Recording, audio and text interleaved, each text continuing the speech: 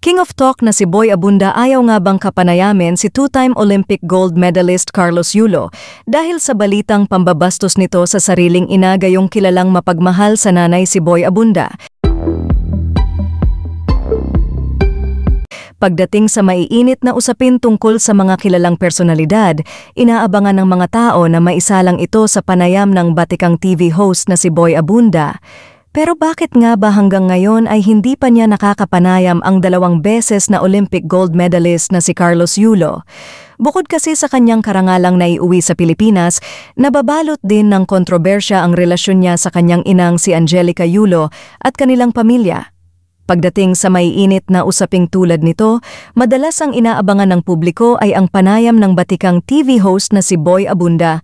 Ngunit kapansin-pansin na hanggang ngayon ay hindi pa niya nai-interview ng one-on-one si Carlos sa alinman sa kanyang 2 programa, ang daily showbiz talk show na Fast Talk with Boy Abunda at ang monthly special na My Mother, My Story.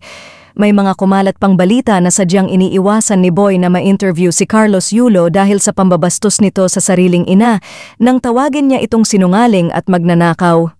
Sa isang panayam kamakailan, sinabi ni Boy na sinubukan ng kanyang team na imbitahan si Carlos para makapanayam sa Fast Talk.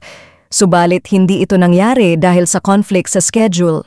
Sa ngayon, tila ayaw rin muna ni Boy na piliting makakuha ng pagkakataong ma-interview si Carlos, lalo na sa kontrobersyang kinasasangkutan niya ngayon. Katuwiran niya, napakahirap kasi kulang ako sa detalye. What we know is what we read. How much of that is really real? May mga reaksyon tayo kasi nababantayan ko rin like all of you. Napapanood ko rin, lalo na yung umpisa. Nagpost ang nanay ng mabuhay ang Japan, sumagot ang anak with Chloe in bed, lahat yan nakita ko. Yung mga sagutan, hindi ko na alam kung ano yung totoo at kung ano yung hindi. Sa parada, nandun ang tatay hanggang nag-change of heart na ang father, nag-iba na ang tono. So, katulad ng marami, I wanna know the truth, diba? It's so hard to judge kasi limitado yung aking facts. Aminado si Boy na marahil iniisip din ng publiko na magiging biased siya dahil kilala siyang napakalapit sa kanyang yumaong ina. Sabi niya, some people would say, Boy is not interested because makananay. Hindi naman. That's not fair. Makananay naman talaga ako at naniniwala naman talaga ako napaka-personal nun at sasabihin ko na walang gagawin ng nanay ko na hindi ko mapapatawad. But that's me. I will not impose that on anyone. Do I know the story of Carlos and the mom? I don't. Yung dynamics nila, bakit ganon? Even the brother and sister, iba yung pag-uusap nila. Hindi kaya naging mailap din si Carlos dahil kilala si Boy bilang makananay. Sagot ni Boy, hindi ko alam. Pero I would understand kasi sobra akong makananay and I will not correct that and I will not apologize for that. Pero hindi ko sinasabi na lahat ng panahon tama ang nanay. I mean, that would be a disservice to what I do. Pag-uulit pa niya, wala akong detalye na alam niya na wala sa detalye na alam natin o alam ko. And I don't think that details that I know are enough to make me issue a judgment. Bagamat nais niyang makakuha ng mga sagot sa mga katanungang kanyang naiisip, mas pipiliin daw muna ni Boy na humupa ang maiinit na palitan ng mga salita sa pagitan ni Carlos Yulo, kasama ang kanyang girlfriend na si Chloe San Jose at kanyang pamilya.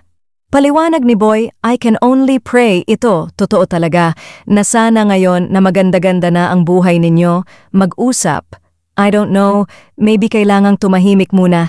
That's one of the reasons I told them na hanggat maaari huwag na muna tayo dumagdag sa ingay. Teleserye-like story. Samantala, bilang isang batikang talk show host, nahingan din siya ng kanyang opinyon tungkol sa pagiging interesado ng publiko sa sigalot na bumabalot sa pamilya ni Carlos. Sagot niya, emosyonal tayo. This is a golden boy. This is a winner of 2 gold medals. At ito yung napapanood natin sa teleserye. Ito yung kwento ng buhay natin, parang relasyon ni Rizal at ng kanyang ina, relasyon natin sa ating mga ina, ang ibig sabihin ng ina at ng anak sa atin, at ang halaga ng pamilya sa atin.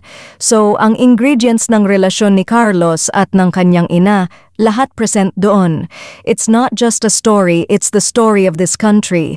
That story is not copyrighted by Carlo and the mom. That's the story that we all know. That's the story that we all went through at one point in our lives.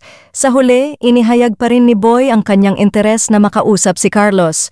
Ako, I'd love to be able to do an interview with all of them.